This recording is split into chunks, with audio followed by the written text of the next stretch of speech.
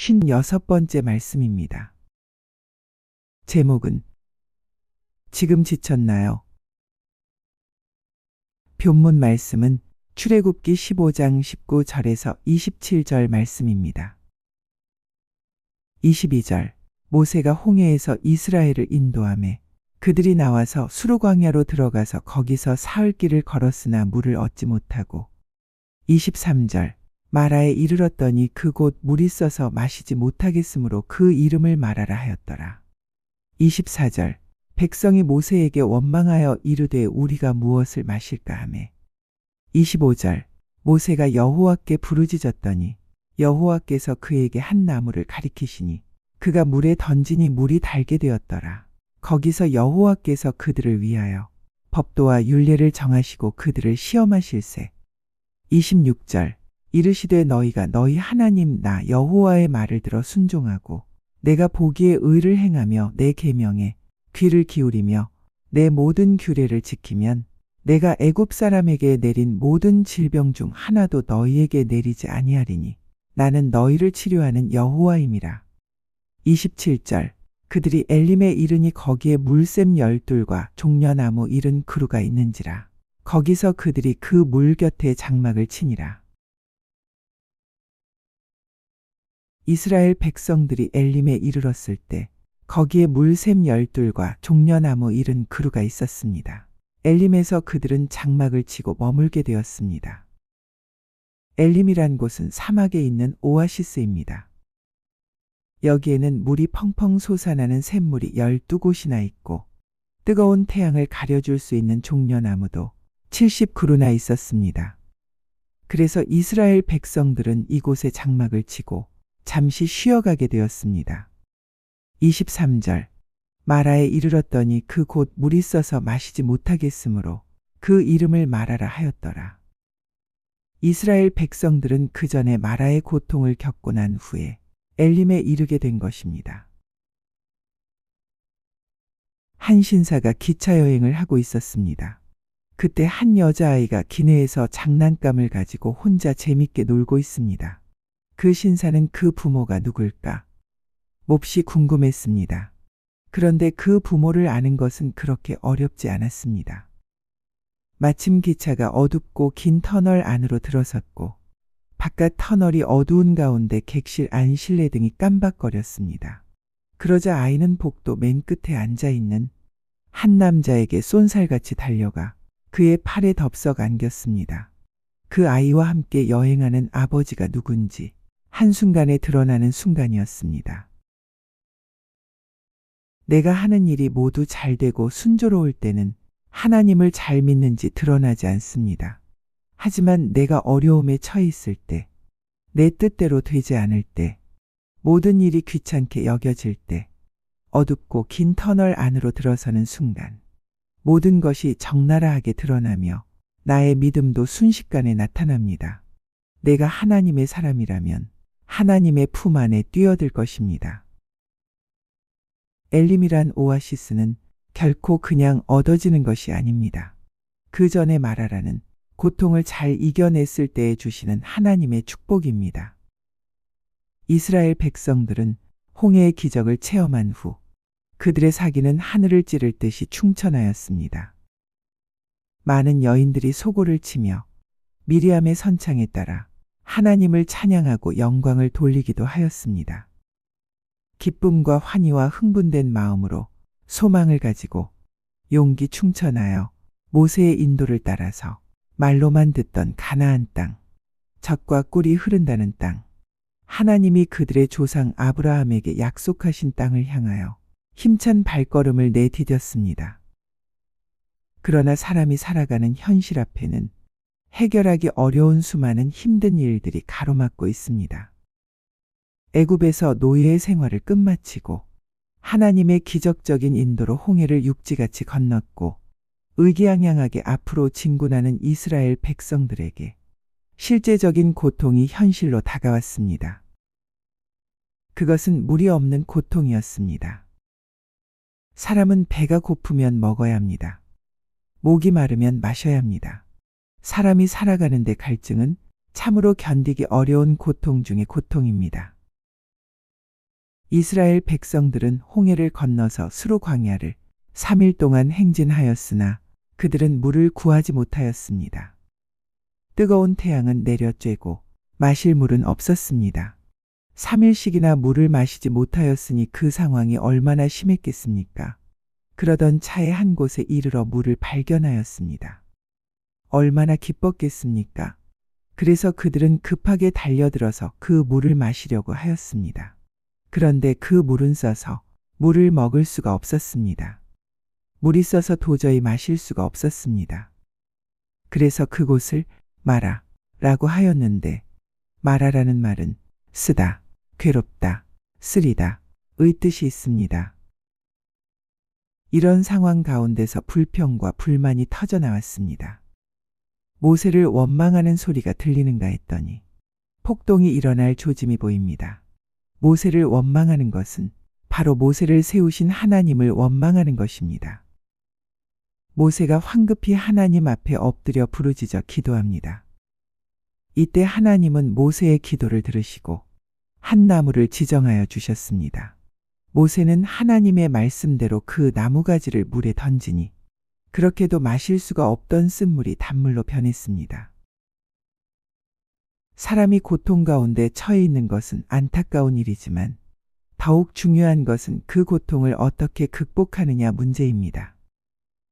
모세는 자기를 향하여 죽일 듯 달려드는 백성들 앞에서 하나님께 기도하였습니다. 모세는 우는 사자와도 같고 성난 파도 같은 그 무리들을 향하여 상대한 것이 아니라 하나님을 향하여 기도하였습니다. 마라를 극복하는 방법이 바로 여기 있습니다. 히브리서 12장 12절. 믿음의 주요 또 온전하게 하시는 이인 예수를 바라보자. 그는 그 앞에 있는 기쁨을 위하여 십자가를 참으사 부끄러움을 개의치 아니하시더니 하나님 보좌 우편에 앉으셨느니라. 그러므로 고통과 시련을 극복하는 길은 하나님께로 향하는 신앙입니다. 시편 50편 15절. 환난 날에 나를 부르라. 내가 너를 건지리니 내가 나를 영화롭게 하리로다. 홍해를 하나님의 능력과 이적으로 건너고 뒤쫓아 오던 애굽의 군사들이 모두 수장되는 것을 보고 소고를 치며 춤을 추면서 감사의 찬송을 부른 지 겨우 사흘이 지났는데 3일을 참지 못하고 조급한 마음에 모세를 원망하였습니다. 잠언 14장 29절. 노하기를 더디하는 자는 크게 명철하여도 마음이 조급한 자는 어리석음을 나타내느니라. 모든 죄가 다 위험하지만 특히 원망과 불평의 죄는 참으로 위험한 죄악입니다. 그래서 사탄이 가장 많이 사용하는 방법이 원망과 불평입니다. 고린도전서 10장 10절.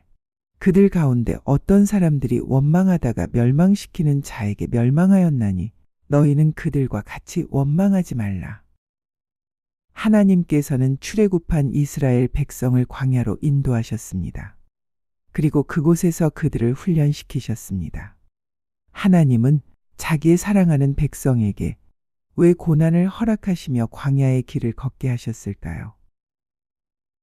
하나님께서 그들을 곧바로 가나안으로 인도하시지 않고 광야로 인도하신 것은 저주가 아니라 그들을 훈련시키고 하나님의 사랑을 깨닫게 하시기 위한 방편이었습니다. 하나님의 사랑은 광야에서 더욱더 세심하고 애절하게 드러났기 때문입니다.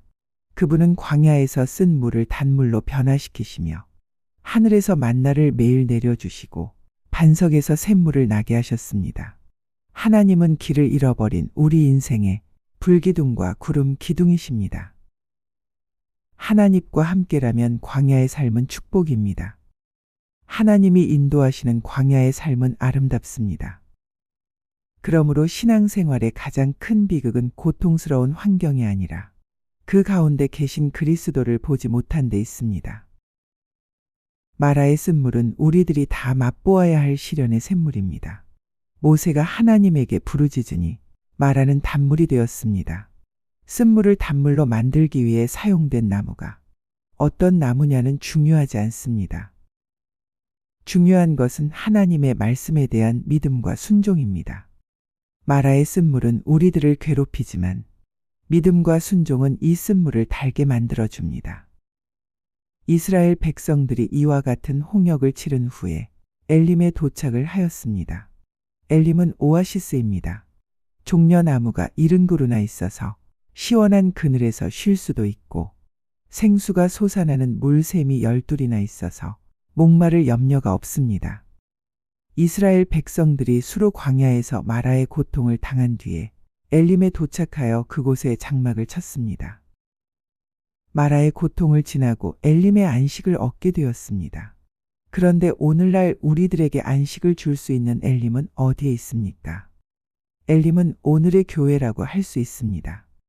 사막길을 여행하는 나그네나 장사꾼들에게 엘림이 소중한 것처럼 이 세상에 교회가 없다면 광야와도 같은 세상을 살아가는 우리 인생들이 얼마나 고달프겠습니까? 사랑과 은혜가 한량없으신 하나님은 이 땅 곳곳에 영육간에 지쳐있는 우리 인생들을 위하여 교회를 세워주신 것입니다. 마태복음 11장 28절 수고하고 무거운 짐 진 자들아 다 내게로 오라 내가 너희를 쉬게 하리라. 요한복음 7장 37절 누구든지 목마르거든 내게로 와서 마시라. 이와 같이 교회는 평안과 안식과 기쁨과 위로가 있는 곳입니다. 또한 구원이 있고 영생이 있습니다. 영원히 목마르지 않는 생수가 있습니다. 말씀이 선포되고 언제든 기도할 수 있고 예배과 교제와 전도의 중심지입니다. 이사야 55장 1절 오라 너희 모든 목마른 자들아 물러나오라. 돈 없는 자도 오라.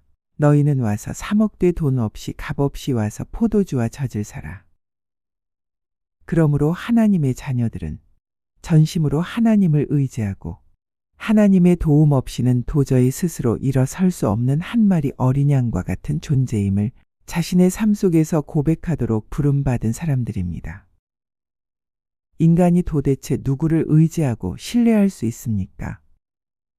누가 인간을 위해서 목숨을 버리기까지 사랑해 줍니까? 인간이 살아가면서 받는 모든 마음의 상처와 고통은 오직 그 상처보다 더 크고 위대한 하나님의 사랑을 체험함으로써만 치유될 수 있습니다. 상처와 고통으로 아파하는 사람들에게 필요한 것은 값싼 동정이 아니라 하나님의 은혜와 사랑입니다.